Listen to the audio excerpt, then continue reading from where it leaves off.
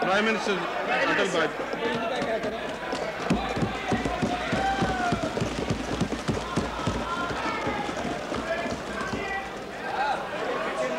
अध्यक्ष महोदय, परसों विश्वास प्रस्ताव पर चर्चा आरंभ करते हुए मैंने ये कहा था कि मैं कुछ कहने से पहले सुनना चाहूँगा।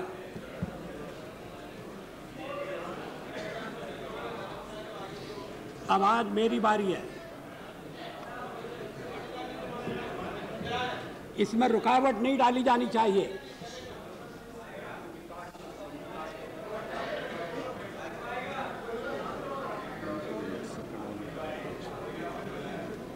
प्रतिपक्ष की ओर से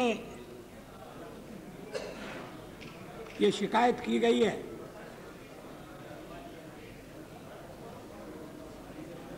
कि अल्पमत में आते ही Honorable Prime Minister, could you use the second mic also? That. नहीं, वो second mic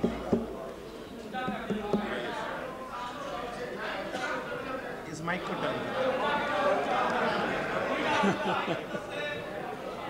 Sir, you turn your mic also that side. ये काम Okay, ठीक है। No, no. It is ठीक है। अध्यक्ष महोदय, मैं माननीय सदस्यों को धन्यवाद देता हूं, वो मुझे सुनना चाहते हैं।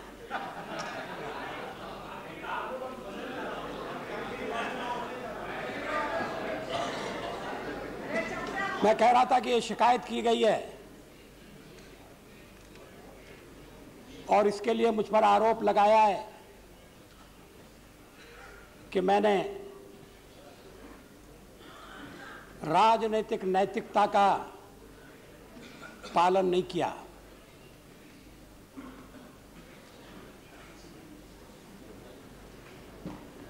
संसद की बैठक चल रही है। प्रतिदिन सदस्यों को, प्रतिपक्ष को सरकार के विरुद्ध मतदान करने का अवसर मिलने वाला था। बधाई दे दीजिए।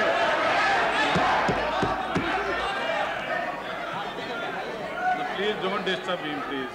Malayan Singh ji, please. When the leader of this house is speaking, don't disturb him. And the time the opposition also. सदन में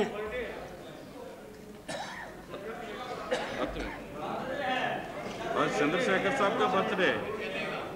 किसका? चंद्रशेखर साहब।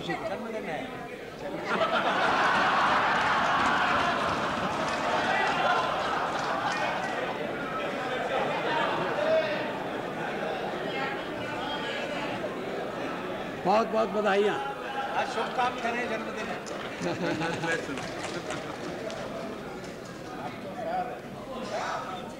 अध्यक्ष महोदय, लगभग 40 साल से मैं संसद से जुड़ा हुआ रहा हूं। मैंने अल्पमत की सरकारें भी देखी हैं।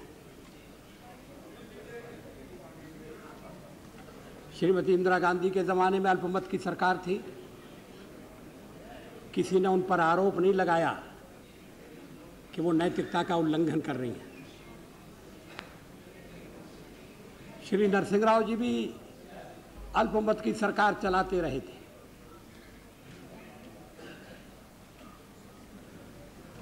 उस अल्पमत को बहुमत में बदलने के लिए क्या क्या किया गया,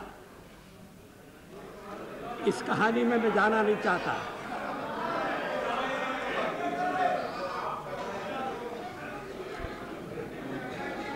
लेकिन अगर प्रतिपक्ष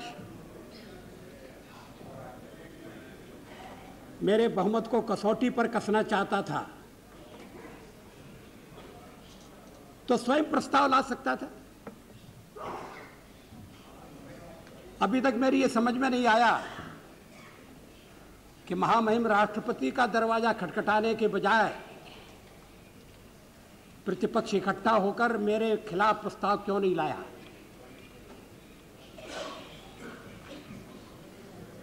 जब राष्ट्रपति जी ने कहा कि आपको विश्वास प्राप्त करना चाहिए, हम तत्काल तैयार हो गए।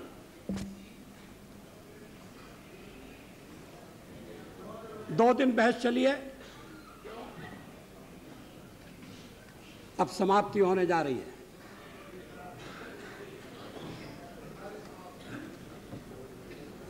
बहस और भी अच्छी हो सकती थी।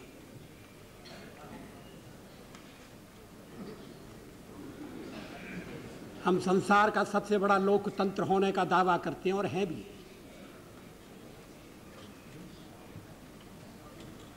लेकिन हमारी संसद देखकर अभी अभी जो देश लोकतंत्र की धारा से जुड़े हैं वो क्या अनुभव करते होंगे, इसकी सहज ही कल्पना की जा सकती है।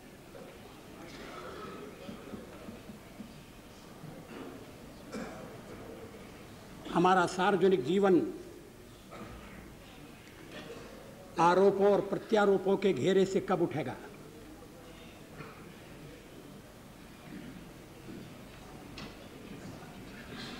आरोप लगाए जाए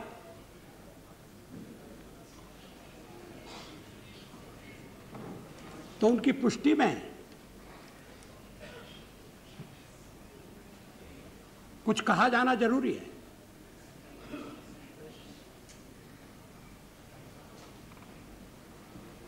प्रेस में या मीडिया में जो कुछ छपता है उसको दोहरा दिया जाए, ये एक तरीका हो सकता है, मगर बहुत अर्थपूर्ण तरीका नहीं है, बहुत कारगर तरीका नहीं है।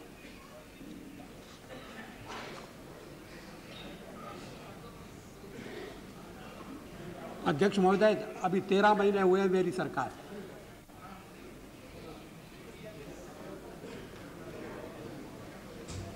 हमें कसौटी पर कसा जा रहा है।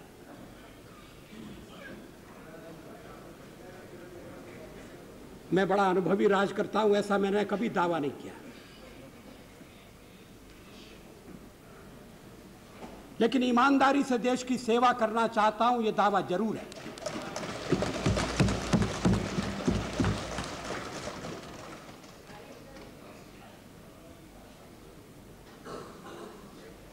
जब मैं प्रतिपक्ष में था तब किसी ने मेरे ऊपर यह आरोप नहीं लगाया कि मेरे किसी कार्य से देश के हितों को आंच पहुंच रही है। तो क्या सत्ता में आने के बाद मैं बदल गया हूं?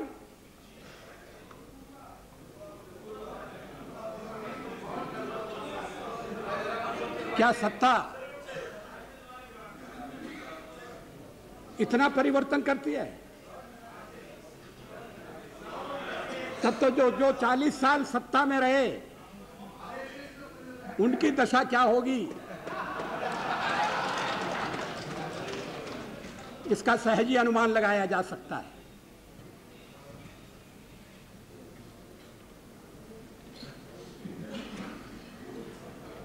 जिन परिस्थितियों में चुनाव हुए, चुनाव के परिणाम आए, एक मिलीजुली सरकार बनना निश्चित था।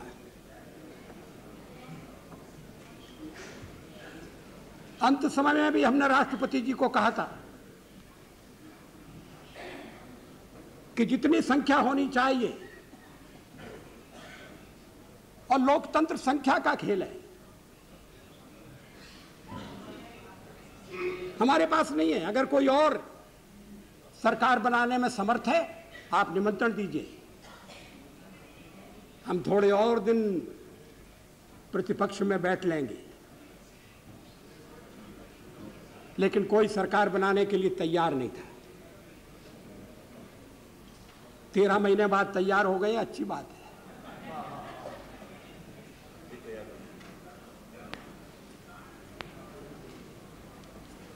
मुख्य प्रतिपक्ष ने कहा कि हम रचनात्मक विरोध करेंगे, हम किसी को साथ नहीं लेंगे। किसी के साथ नहीं जाएंगे।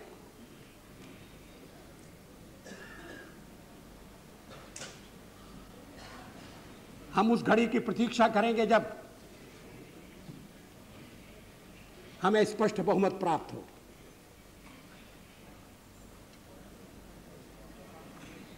ऐसा लगता है कि पचमढ़ी बहुत दूर रह गई है।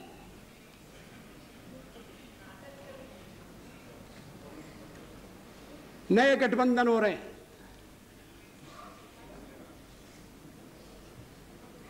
हमारे गठबंधन पर टिप्पणी की गई है। हम तो मिलकर चुनाव लड़े थे। अधिकांश दल मिलकर चुनाव लड़े थे।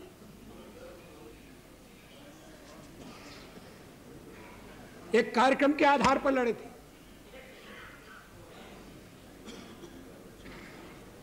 शासन की बागडोर संभाली तो नेशनल एजेंडा देश के सामने प्रस्तुत किया।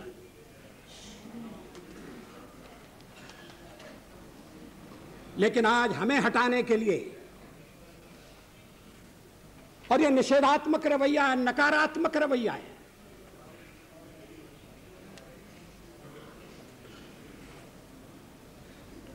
ऐसे दल इकट्ठे हो रहे हैं जिनके बीच विचारों का कोई साम्य नहीं है।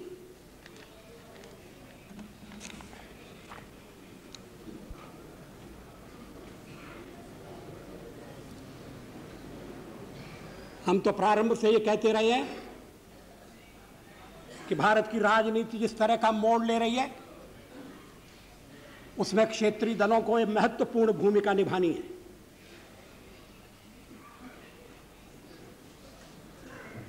क्षेत्रीय दलों का उभार यह हमारी विविधता का परिचायक है। ये इस बात का भी संकेत है कि जो अपने को अखिल भारतीय दल कहते हैं वो प्रदेशों की आशाओं और अपेक्षाओं का सही प्रतिनिधित्व नहीं कर सके।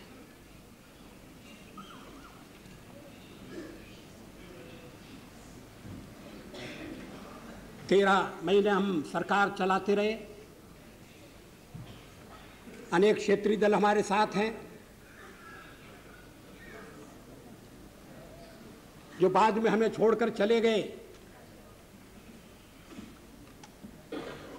उन्होंने भी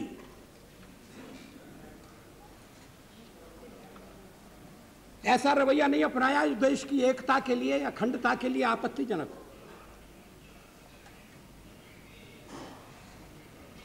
उनसे मतभेद हुए,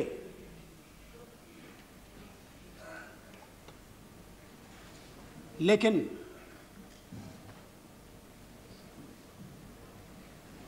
देश की एकता में उनका विश्वास डिगा नहीं। ये एक अच्छा लक्षण है, शुभ लक्षण है, इसका स्वागत होना चाहिए। लेकिन कांग्रेस पार्टी ने 98 के अपने इलेक्शन मैनिफेस्टो में रीजनल पार्टीज की जिस तरह से निंदा की वो स्वस्थ दृष्टिकोण का परिचय नहीं देती है। मैं उद्धृत कर रहा हूं, bye there very nature regional parties lack a national perspective,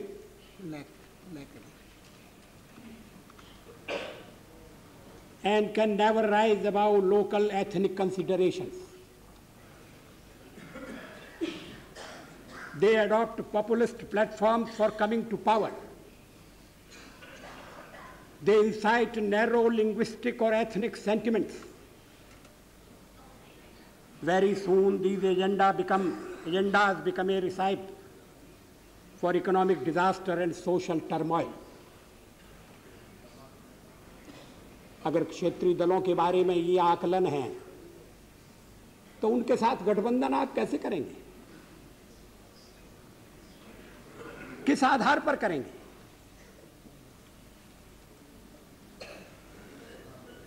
क्षेत्रीय दलों के अलावा कांग्रेस ने रीजनल पार्टीज के बारे में टिप्पणी की। मैं उसे भी उद्धृत कर रहा हूं, हमारे वाम मार्गी मित्र उसको सुन लें। As for the left parties, even after 7 decades, the CPI and the CPM have not been able to integrate themselves into the national mainstream.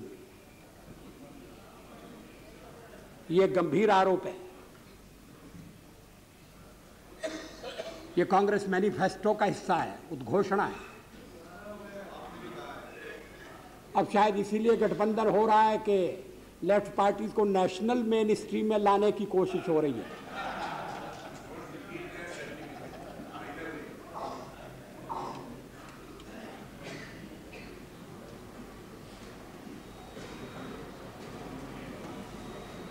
Janata Dal असमंजस में था, पता नहीं उसने क्या फैसला किया है।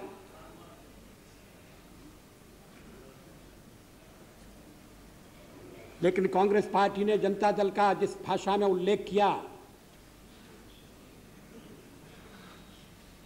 उसे जनता दल के मित्रों को फिर से याद करना चाहिए।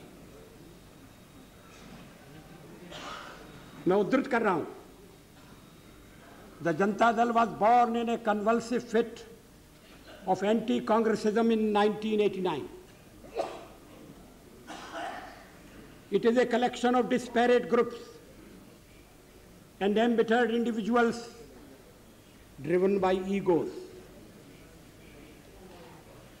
It can hardly be called a serious political formation. Like an amobia, it lives on splitting itself into smaller and smaller groups. Its platform of social justice is hollow and is just a misleading cover for the practice of a divisive caste politics. Unquote. अगर मिलन का यह आधार बनने वाला है तो फिर स्थिरता की बातें कोई अर्थ नहीं रखती है।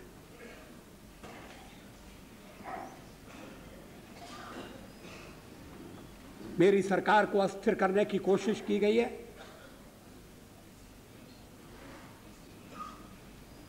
और उसके लिए और मेरी सरकार पर यह आरोप भी लगाया गया है कि इसमें अंतर्विरोध से ग्रस्त पार्टियां हैं।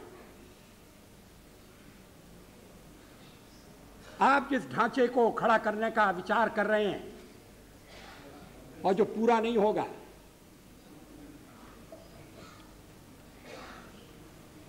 वो क्या एक विचार से अनुप्राणित है?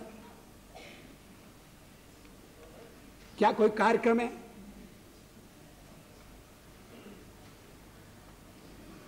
क्या नेतृत्व एक है? उस दिन श्री लालू प्रसाद जी ने कहा कि आप हट जाइए, हम ये 5 मिनट में नहीं 1 मिनट में विकल्प खड़ा कर लेंगे।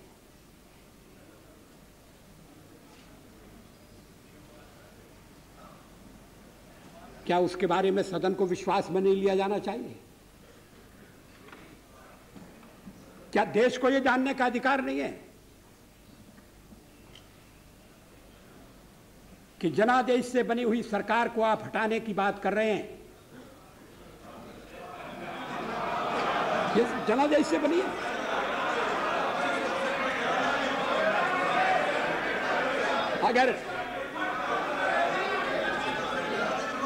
अगर किसी को जनादेश था तो वो हमको था, आपको तो नहीं था।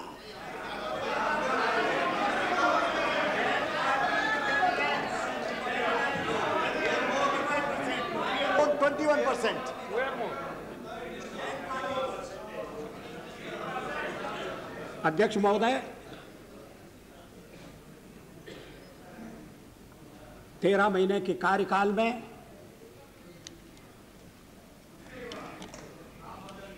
हमने अपने कार्यक्रम को कार्यान्वित करने का प्रयास किया है।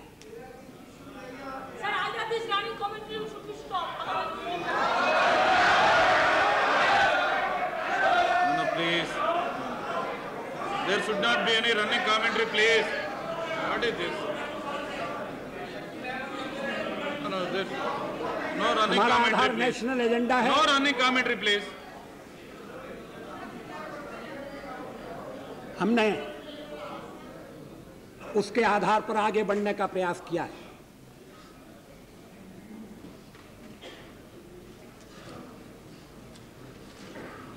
नेशनल एजेंडा 5 साल का कार्यक्रम है।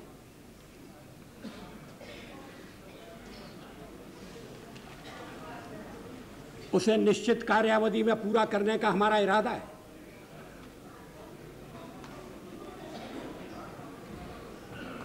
क्या कोई इस बात से इनकार कर सकता है कि हमने जब सत्ता संभाली तो देश की जो स्थिति थी उस स्थिति में सुधार हुआ है।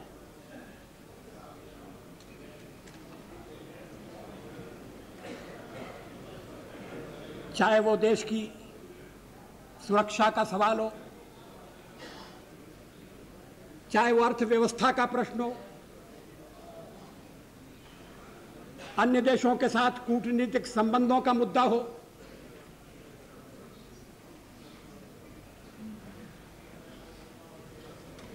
हमारा दावा, यह अधिकारपूर्ण दावा है कि हमने हर एक क्षेत्र में आगे बढ़ने का प्रयास किया और उसमें सफलता पाई है।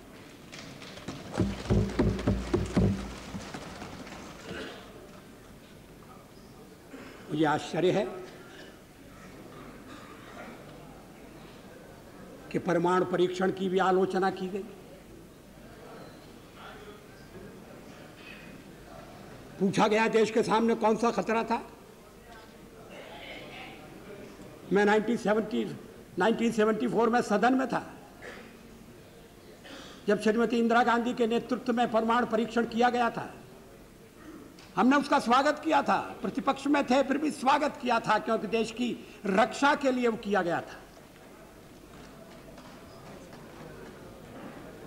उस समय कौन सा खतरा था? क्या आत्मरक्षा की तैयारी तभी होगी जब खतरा होगा? अगर तैयारी पहले से हो तो जो खतरा अगर आने वाला है वो खतरा भी दूर हो जाएगा। खतरा अमल में नहीं आएगा।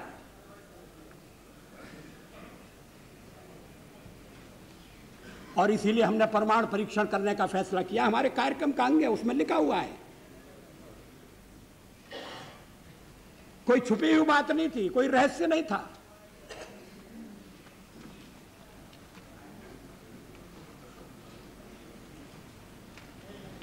अध्यक्ष महोदय,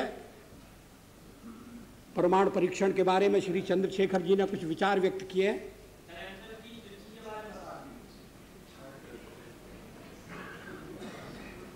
मुझे खेद है कि मैं उनके विचारों से सहमत नहीं हो सकता। उनके चिंतन की एक विशिष्ट धारा है।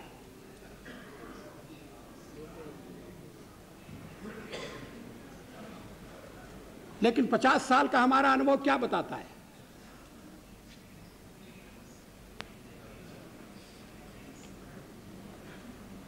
क्या रक्षा के मामले में हमें आत्मनिर्भर नहीं होना चाहिए? केवल एक पड़ोसी नहीं, हमारे अनेक पड़ोसी हैं। इस समय यूरोप में क्या हो रहा है वो एक चेतावनी है।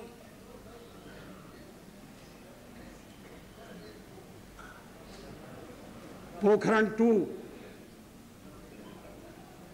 कोई आत्मश्लाघा के लिए नहीं था, कोई पुरुषार्थ के प्रकटीकरण के लिए नहीं था, लेकिन हमारी नीति है और मैं समझता हूं ये देश की नीति रही है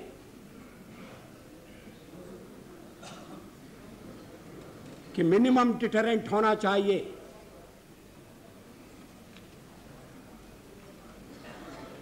वो क्रेडिबल भी होना चाहिए।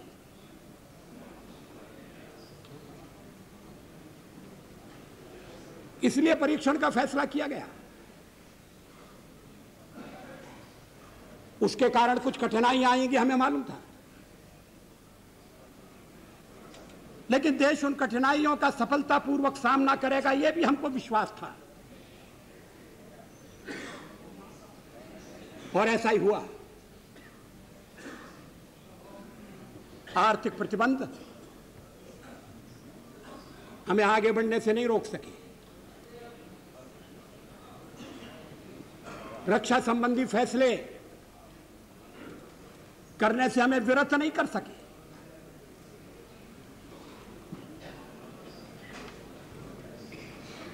लेकिन परीक्षण के साथ हमने यह भी ऐलान किया कि हम परमाणु हथियारों का प्रयोग करने में पहल नहीं करेंगे। No first use. हमने यह भी कहा कि जिनके पास परमाणु शस्त्र नहीं है, हम उनके विरुद्ध उनका उपयोग नहीं करेंगे।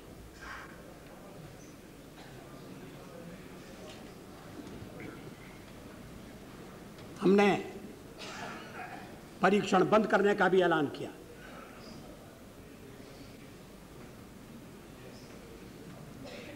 सचमुच में पोखरण में हम एक और परीक्षण कर सकते थे,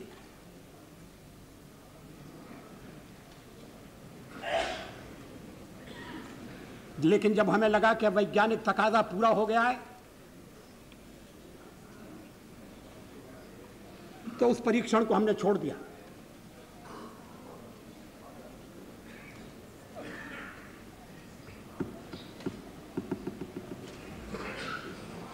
एटमी हथियार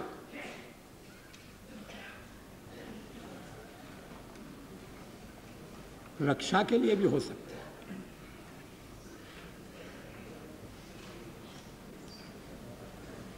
युद्ध टालने के लिए उनका प्रयोग हुआ है।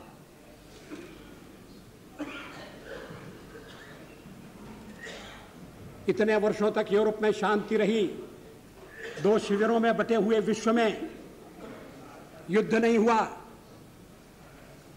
इसके मूल में कहीं ना कहीं ये बात थी कि शक्ति संतुलन है, और इसलिए एक दूसरे को छेड़ने से बाज आना चाहिए। डिटरेंट के पीछे यही परिकल्पना है। इस पर सारा सदन विचार करे, इस बात की आवश्यकता है।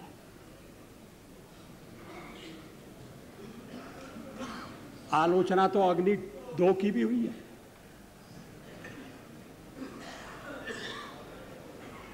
और उस दिन बड़ा विचित्र दृश्य उपस्थित हुआ जब सवेरे हमने अखबारों में पढ़ा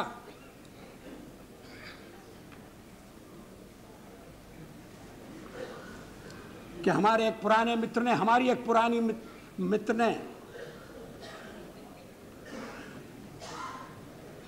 हमारे ऊपर दोषारोपण किया कि हम दबाव में आ गए हैं, इसलिए अग्नि 2 का परीक्षण रोक दिया गया है। और उसी समय परीक्षण हो चुका था और अग्निशिखा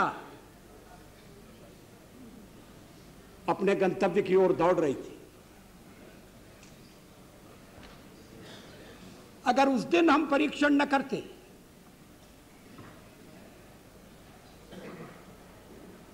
तो वो उनका वक्तव्य भ्रम पैदा कर सकता था।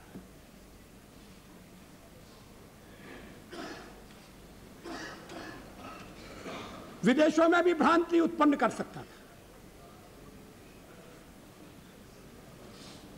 अध्यक्ष महोदय, 13 महीने के अपने कार्यकाल में कभी हमने अंतर्राष्ट्रीय दबाव में आकर कोई फैसला नहीं किया, न हम आगे करेंगे।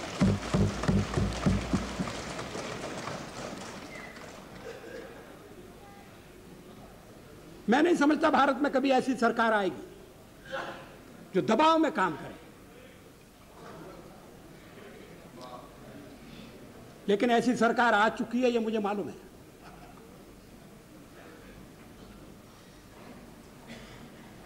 क्या हमारे परमाणु परीक्षण से पहले जो सरकारें थी विशेषकर कांग्रेस पार्टी की सरकार वो इस संबंध में आगे नहीं बढ़ना चाहती थी।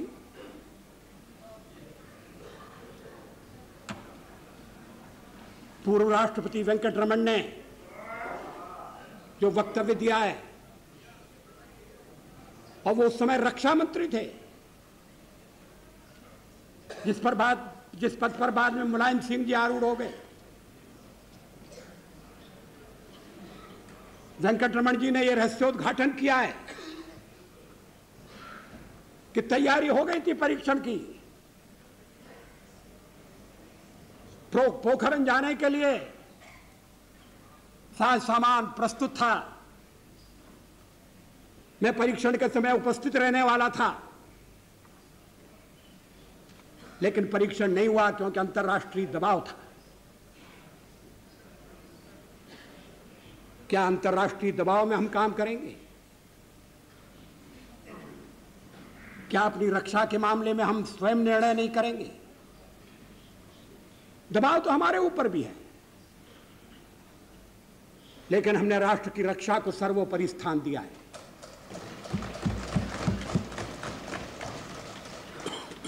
हम दूध के जले छाछ को भी फूंक फूंक कर पीना चाहते हैं।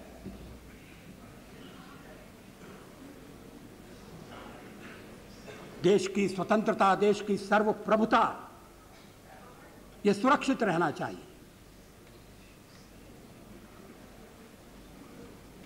देश सुरक्षित रहेगा तभी सामाजिक न्याय की स्थापना के काम में आगे बढ़ा जा सकता है।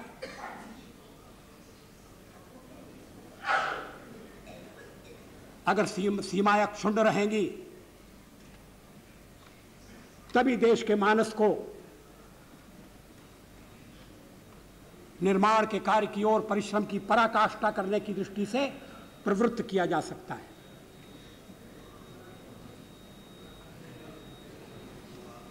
हम 3 बार हमलों के शिकार हुए। ऐसी नौबत फिर से नहीं आना चाहिए। हम किसी पर हमला करने की तैयारी नहीं करते, इरादा भी नहीं रखते।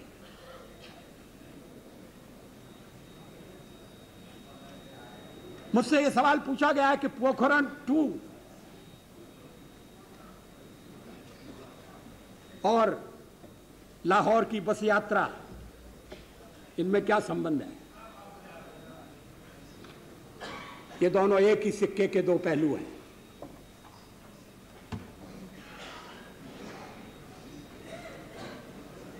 अपनी रक्षा की शक्ति और फिर मित्रता का हाथ, ईमानदारी से मित्रता का हाथ।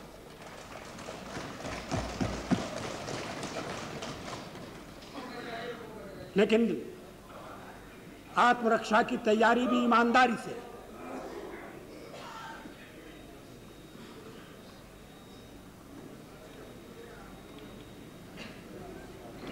मेरे मित्र श्री जॉर्ज फर्नांडिस ने कल इस बात का उल्लेख किया था कि जब 77-78 में जनता सरकार बनी थी,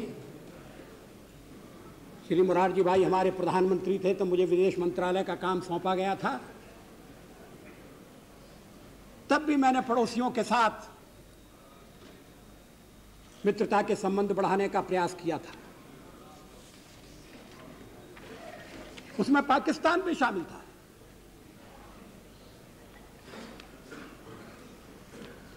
अब तो केवल पाकिस्तान नहीं, अन्य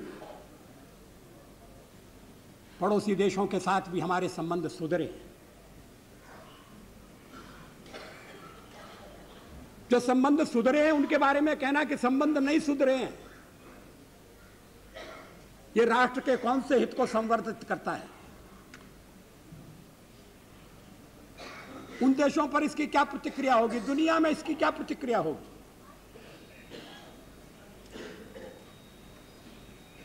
श्रीलंका के साथ मुक्त व्यापार समझौता हुआ है।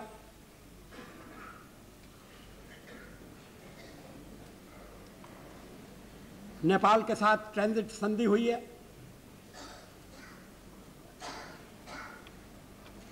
कलकत्ता ढाका के बीच में बस चलने वाली है, उसका परीक्षण हो रहा है।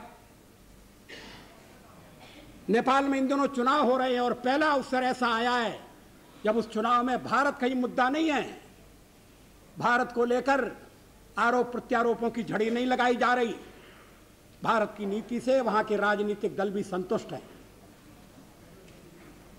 हम किसी पड़ोसी देश में दखल नहीं देना चाहते,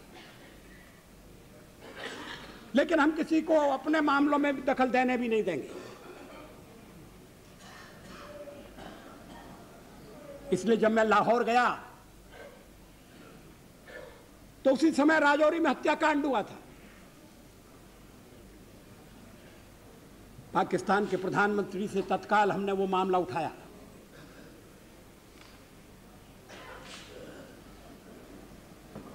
मैंने उनसे कहा कि अगर इस तरह के हत्याकांड होंगे तो फिर सद्भावना का वातावरण नहीं बनेगा, और अगर सद्भावना का वातावरण नहीं बनेगा तो सहयोग के रास्ते नहीं खुलेंगे।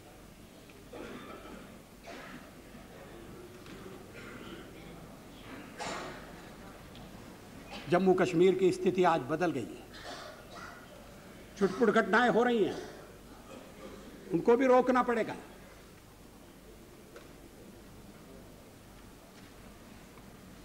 इसमें योगदान करना पड़ोसी का कर्तव्य है। लेकिन जम्मू कश्मीर की स्थिति में परिवर्तन के लिए अगर श्रेय जाता है तो वहां की जनता को जाता है। वो शांति से अपना कर्तव्य, शांति से अपना जीवन निभाना चाहते हैं।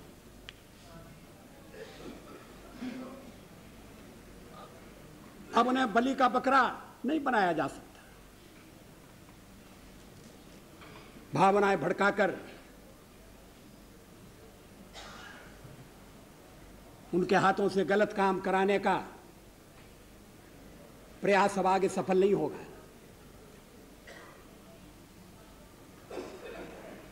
आजकल जम्मू कश्मीर खबरों में नहीं है।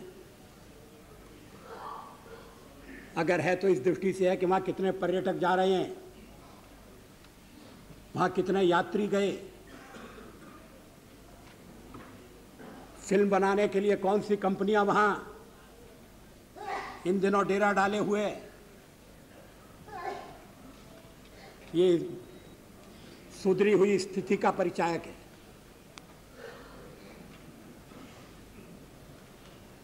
उत्तर पूर्व की स्थिति को सुधारने में भी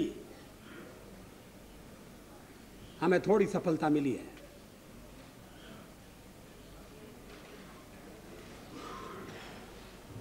आगे प्रयत्न जारी है।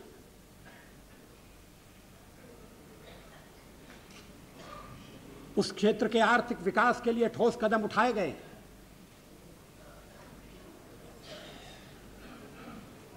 और भी कदम उठाए जाएंगे। सचमुच में ये मुद्दे पार्टी के मुद्दे नहीं हैं।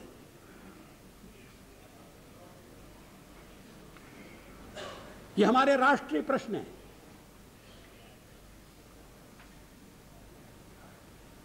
कल ये कहा गया कि हमने प्रतिपक्ष को विश्वास में नहीं लिया।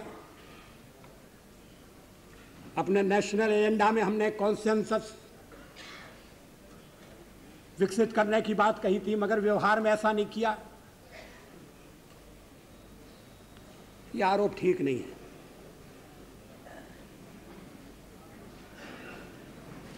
जहां चर्चा की आवश्यकता थी हमने चर्चा की है। जहां विश्वास में लेना आवश्यक था हमने विश्वास में लिया है।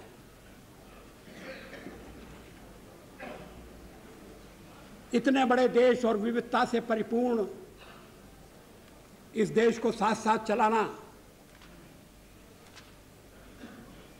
केवल सरकार के बूते की बात नहीं है। इसमें सभी पक्षों का दायित्व है। क्या प्रतिपक्ष में जब हम थे तो हमने अपने दायित्व का पालन नहीं किया? क्या श्रीमती इंदिरा गांधी ने हमें पहले जानकारी दे दी थी कि पोखरण में परीक्षण होने वाला है, आप प्रतिपक्ष में हैं, हम आपको सूचना दे रहे हैं? ऐसा नहीं हुआ था। इस तरह की जानकारी पहले नहीं दी जाती है। लेकिन हमने उसे शिकायत का मुद्दा नहीं बनाया। और भी इस तरह के सवाल आते रहे। हमारा प्रयास है कि हम सबकी सलाह से आगे बढ़ें, सबके सहयोग से समस्याओं का समाधान करें। इसमें प्रतिपक्ष को भी अपना दायित्व पूरा करना होगा। विचार विनिमय के और भी अवसर बढ़ाए जा सकते हैं। कल महिलाओं के प्रतित्व के सवाल पर भी हमको आलोचना का निशाना बनाया गया।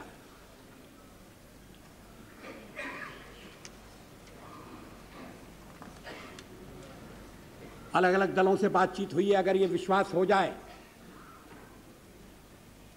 कि विरोध नहीं होगा, छीना झपटी नहीं होगी,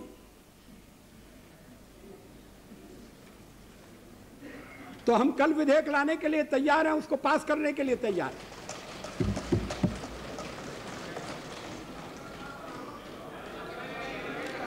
लेकिन पिछले बार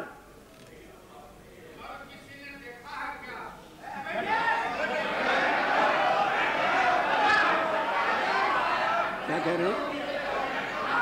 जब होने में चलिए छोड़िए छोड़िए, अब बात हो गई। अध्यक्ष महोदय,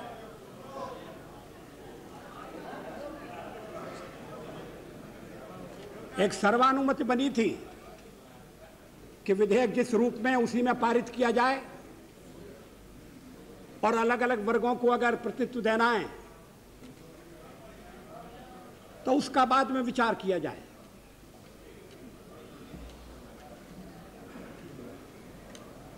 लेकिन कांग्रेस पार्टी ने इसको स्वीकार नहीं किया। अब हमारे ऊपर दोषारोपण किया जा रहा है।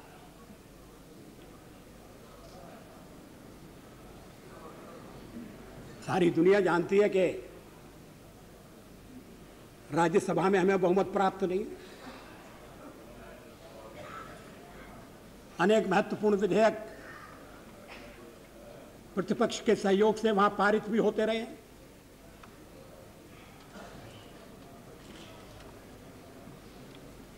प्रतिपक्ष ने उन्हें महत्वपूर्ण समझा और वो देश की दृष्टि से आवश्यक भी थे, उसने सहयोग दिया।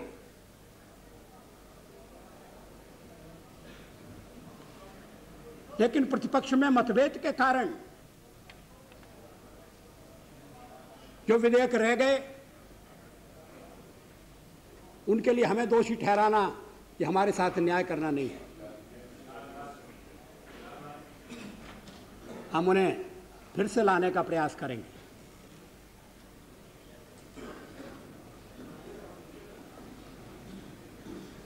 जब हमने सत्ता संभाली, देश की आर्थिक स्थिति बड़ी विषम थी। कोई इनकार कर सकता है कि आर्थिक स्थिति में सुधार हुआ है? कोई इससे इनकार नहीं कर सकता।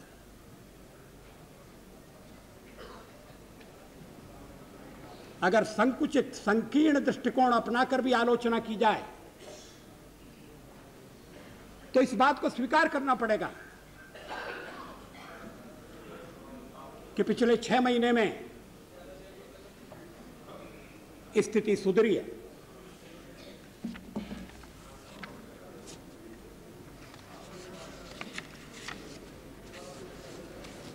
%5.8 जीडीपी का होना, 32 बिलियन रिजर्व और इन्फ्लेशन 4.6%, जिसे मैनेज किया जा सकता है।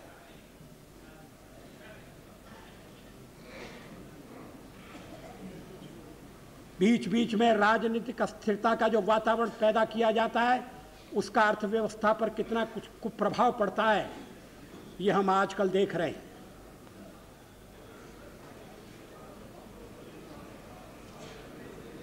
क्या प्रतिवर्ष ये खेल होगा? मिली जुली सरकार है, आपको भी समस्याओं का सामना करना पड़ेगा। अगर आपकी सरकार बनती है तो।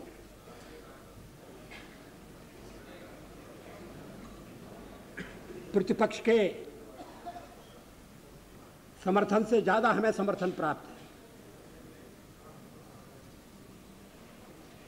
या ये सहयोग, ये मित्रता केवल हमें हटाने तक सीमित है?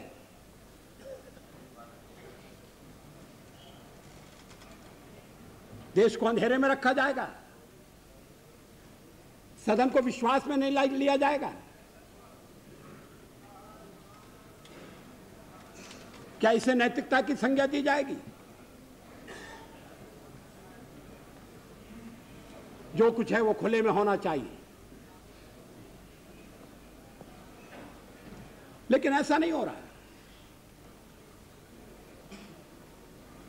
सुरक्षा की दृष्टि से देश का मजबूत होना, आर्थिक स्थिति में सुधार, देश के भीतर शांति का और सहयोग का वातावरण, कुछ दुर्भाग्यपूर्ण घटनाएं हुई हैं, इतना बड़ा देश है, लेकिन उन्हें तत्काल रोकने की कोशिश हुई है।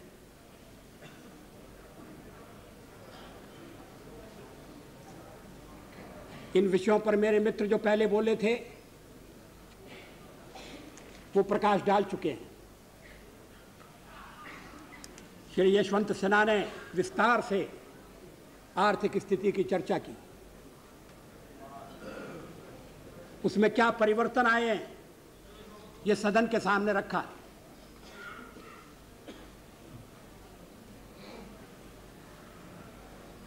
इस बार अन्न का रिकॉर्ड उत्पादन हुआ है।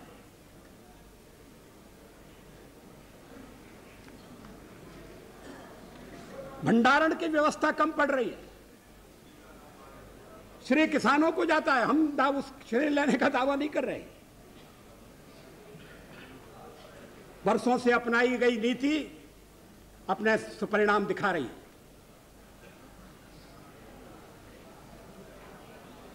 लेकिन अगर बाढ़ आ जाए, अगर तूफान आ जाए और फसल नष्ट हो जाए, तो फिर उस परिस्थिति का भी सामना करने के लिए सबको एकजुट होने की जरूरत है। मगर उस समय राजनीतिक लाभ उठाने की इच्छा पैदा होती है।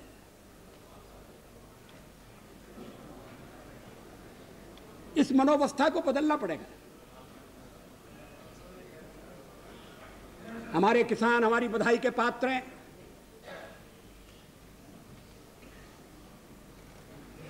किसानों की समस्याएं हमारे सामने,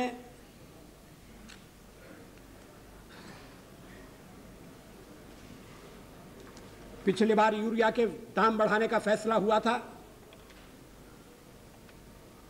अब किसानों की ओर से, उनके संगठनों की ओर से मांग हो रही है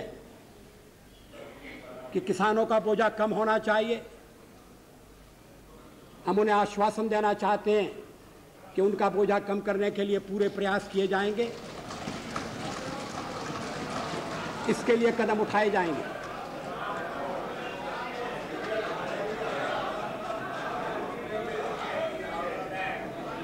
अध्यक्ष महोदय,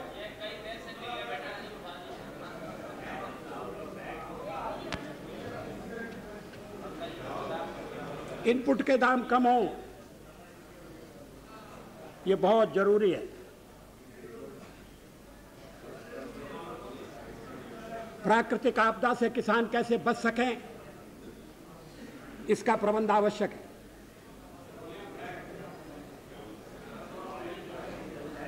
फसल बीमा योजना तैयार है, कृषि नीति को अंतिम रूप दिया जा रहा है। अब पूछा जा रहा है कि आपको साल भर हो गया, आप कृषि नीति नहीं बना सके। आपको तो 50 साल हो गए और आप देश को कृषि नीति नहीं दे सके।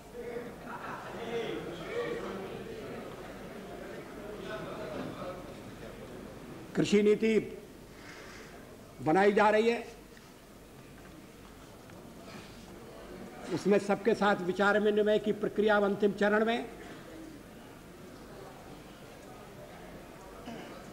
किसानों के हित का सवाल है। इसमें सबका सहयोग आवश्यक है। पिछले सत्र में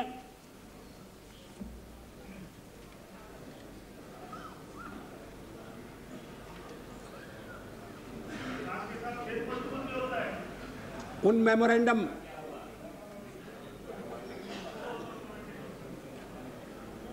को लेकर बड़ी उग्र भावनाएं प्रकट की गई थी, जिनका संबंध SC ST और पिछड़े हुए वर्गों के रिजर्वेशन से है। रिजर्वेशन की अवधि समाप्त हो रही है। सरकार ने फैसला किया है कि अगले 10 साल के लिए इस अवधि को बढ़ाने का विधेयक हम सदन के सामने लेकर आएंगे।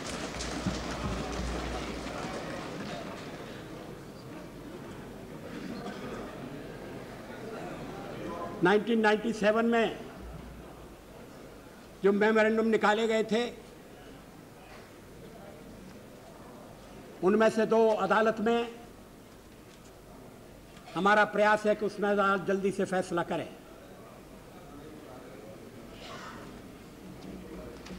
एक विषय को लेकर विधेयक तैयार है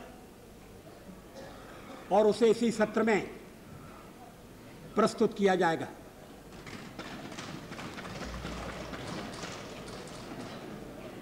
यह आवश्यक है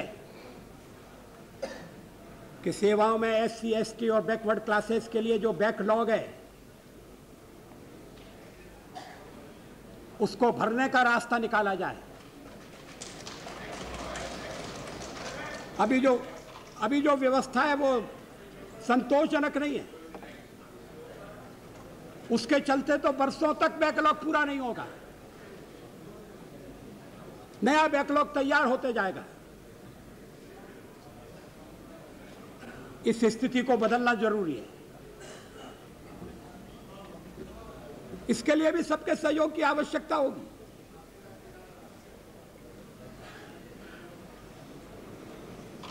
इस सवाल पर अपने परिगणित जातियों, परिगणित जनजातियों के और पिछड़े वर्ग के बंधुओं की भावनाएं हम समझते हैं। थोड़ा विलंब जरूर हुआ है, लेकिन अब तेजी से काम होगा और जो सदस्यों की, इन वर्गों की जो इच्छा और अपेक्षा है, उसे पूरा किया जाएगा।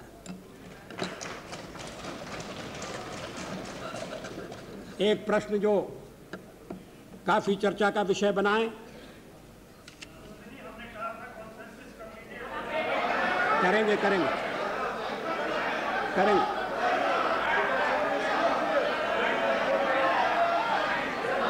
जाएगा करेंगे। बात मानी होती तो ये मसला पार्लियामेंट में ही सफल ठीक बात है। जाता। तो जानते हैं, बात कर रहे हो, हमारे भी प्रधानमंत्री है, आप कब्जा क्यों कर रहे हो? बूटा सिंह जी प्लीज। हम नहीं कह सकते। बूटा सिंह जी, आपने वो नहीं किया।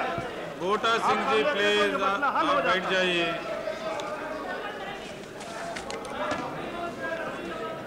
अध्यक्ष महोदय,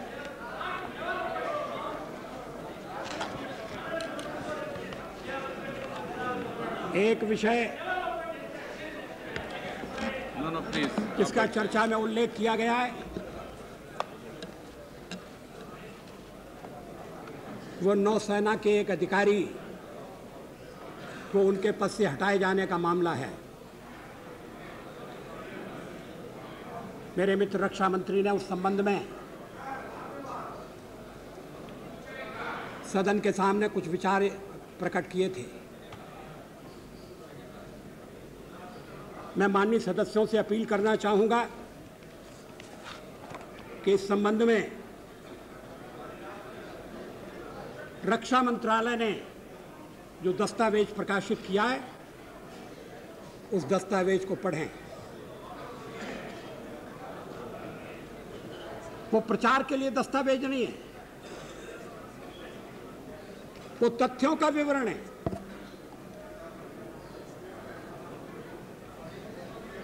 तथ्यों के आधार पर फैसला होना चाहिए, आरोपों प्रत्यारोपों के आधार पर नहीं।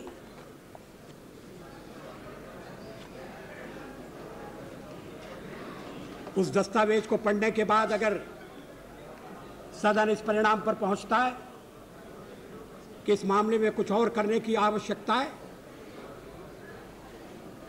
तो सरकार का सहयोग उन्हें मिलेगा। एक सुझाव आया है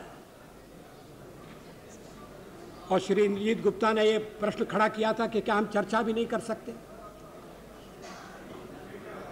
चर्चा हवा में नहीं होना चाहिए,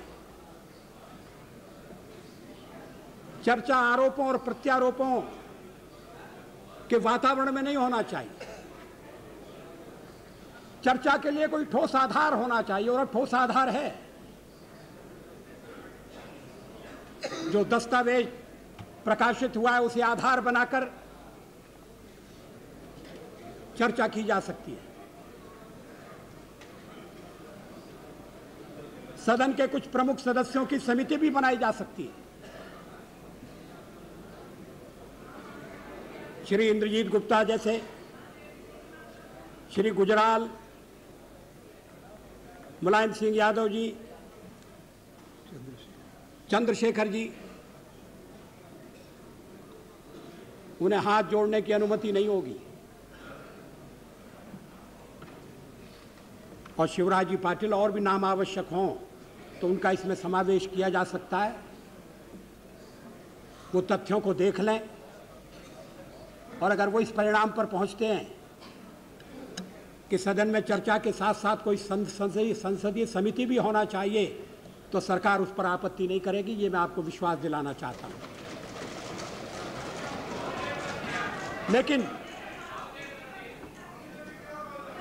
आरोप प्रत्यारोप को आधार बनाकर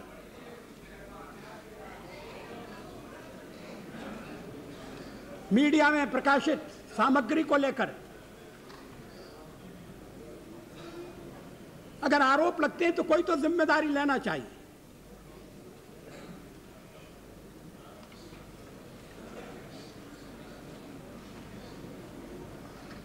आरोप लगाने वाले ये तो कम से कम अनुभव करें कि उनसे उनकी बात को सिद्ध करने के लिए कहा जाएगा।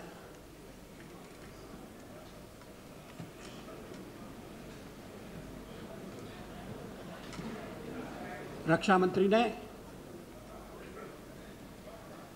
जो दस्तावेज प्रकाशित किया है, जो वक्तव्य दिए है, वो सर्वदलीय समिति जो आपके कक्ष में मिली थी, अध्यक्ष महोदय उसके निर्णय के अनुसार किए। उन्होंने किसी रहस्य का उद्घाटन नहीं किया। उन्होंने सदन को या देश को गुमराह करने की कोशिश नहीं की।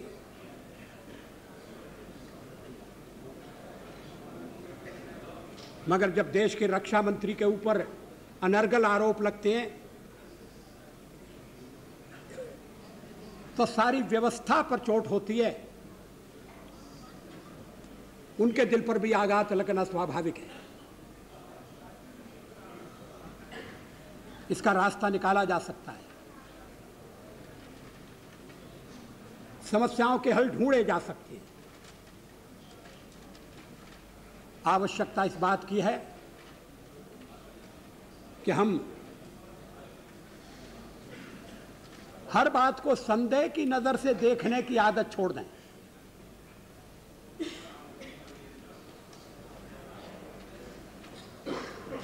कोई सार्वजनिक प्रश्न आता है तो तत्काल मन में यह सवाल उठता है कि कुछ दाल में काला जरूर है। अगर दाल में काला है तो उसकी जांच होना चाहिए।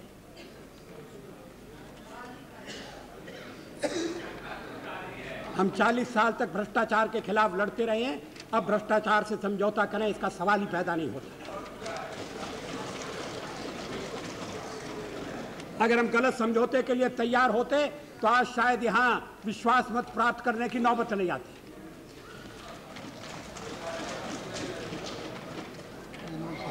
हमने मिलीजुली सरकार को चलाने की पूरी कोशिश की, अच्छी तरह से चलाने की कोशिश की, चल रही है। आज शाम को और तेजी से चलेगी।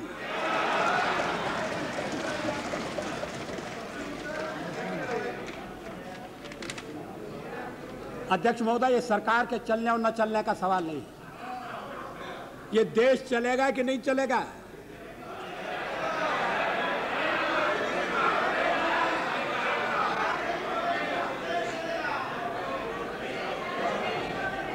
जनता का निर्णय मान्य होगा या नहीं।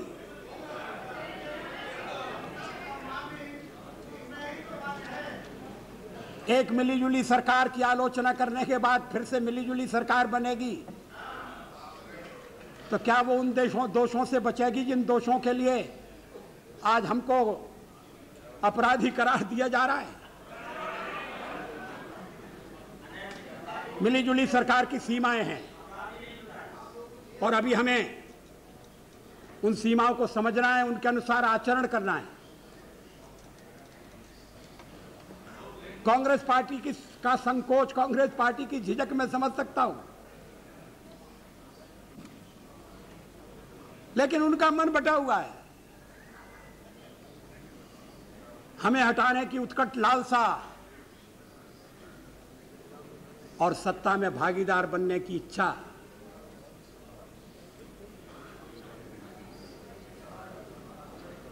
और उसके साथ अपने बल पर आगे बढ़ने का फैसला।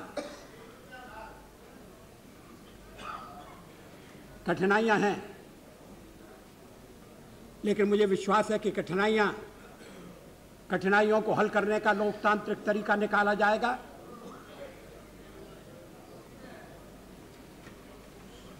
अच्छा है 2 दिन बहस चली है, जरा गर्मा गर्मी जरूरत से ज्यादा हुई।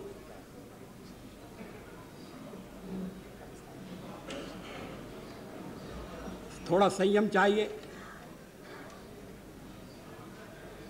और यह बात सब दलों पर लागू होती है।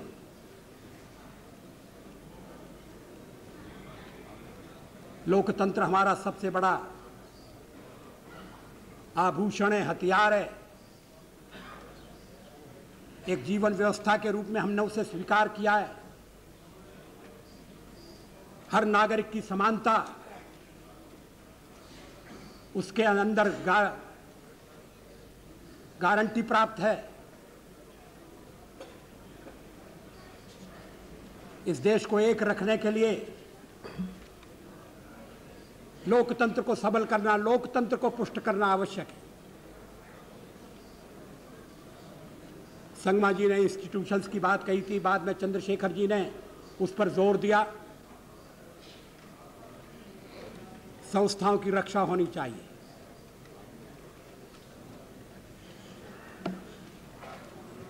कुछ मर्यादाओं का पालन होना चाहिए। मेरे बारे में कहा गया कि मैं तो पालन करना चाहता हूं, मगर मुझे इस तरह से घेर कर रखा गया है कि मैं असहाय हो जाता हूं, मैं विवश हो जाता हूं। इतना कमजोर तो मैं नहीं हूं। राष्ट्र के हित के लिए जो निर्णय आवश्यक हैं वो हमने सारी शक्ति के साथ किए, सारे संकल्प के साथ किए।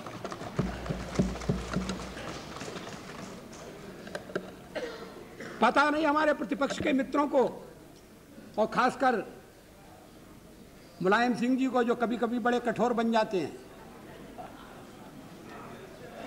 ये बात कहां से आती है कि मेरे और अडवाणी जी के बीच में मतभेद हैं।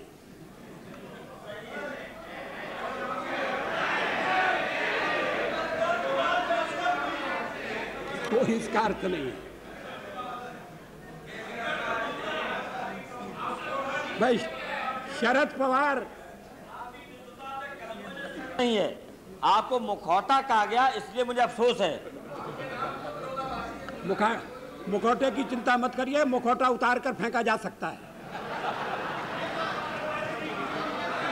अगर ये सुनिए, अगर ये मुखौटा उतर जाएगा हम आपके साथ होंगे। बहुत अच्छा, फिर आने के लिए तैयार रहिए। जिस दिन आरएसएस का मुखौटा उतार देंगे हमें कोई विरोध नहीं। अध्यक्ष महोदय, मतभेद की बात हमारे प्रतिपक्ष के नेता श्री शरद पवार और श्री शिवशंकर जी में तो समझ में आ सकती है मतभेद की बात,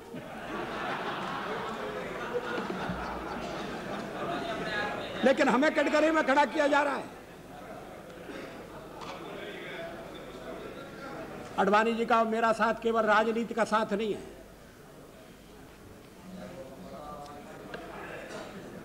जब मैं पहली बार लोकसभा में चुनकर आया तब से आडवाणी जी मेरी सहायता कर रहे हैं, मुझे सहयोग दे रहे हैं। भारत के गृह मंत्री के रूप में उन्होंने अपने दायित्व का ठीक तरह से पालन किया है।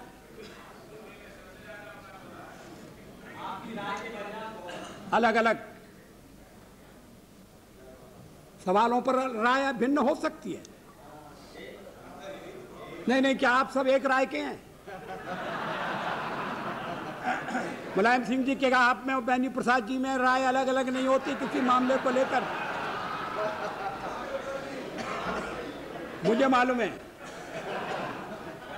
कभी नहीं हो, कभी नहीं। अध्यक्ष महोदय, मैं सदन से अपील करना चाहता हूं, फैसले का वक्त आ गया है। आप तय करिए। हमें तो सेवा करने का मौका मिला था, हमने 13 महीने में इस बात का थोड़ा सा संकेत दिया है कि अगर हमें पूरा समय मिलेगा तो हम देश का किस तरह से कायाकल्प करेंगे।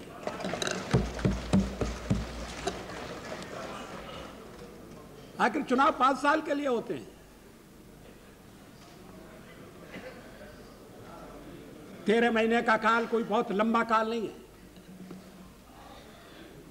लेकिन 13 महीने में हमने ऐसी रेखाएं खींची हैं जो काल के कपाल पर अमिट रहेंगी, जिन्हें बदला नहीं जा सकता है।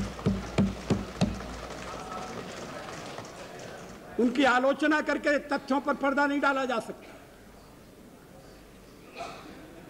व्यक्तिगत आरोप लगाकर अपनी झुंझलाहट, कड़वाहट प्रकट करके जो हमारी उपलब्धियां हैं उन पर पानी नहीं फेरा जा सकता। मत मानिए जो ओपिनियन पोल हो रहा है आप उसको। क्या वो जनमत का प्रकटीकरण नहीं है? लोग चाहते हैं हमारी सरकार चले, लोग चाहते हैं कि हमें सेवा करने का आगे मौका मिले, और मुझे विश्वास है ये सदन इसी पक्ष में फैसला करेगा। बहुत बहुत धन्यवाद।